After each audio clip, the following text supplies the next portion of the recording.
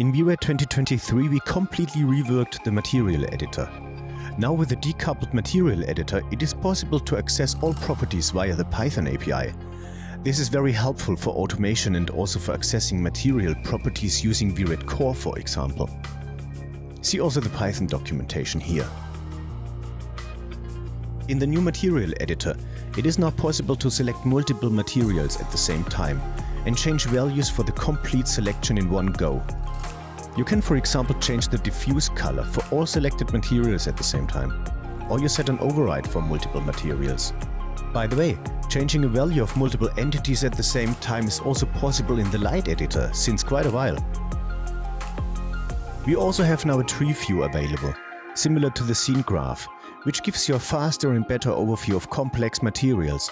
If you want to expand the tree view, you can also use the new slider on the bottom.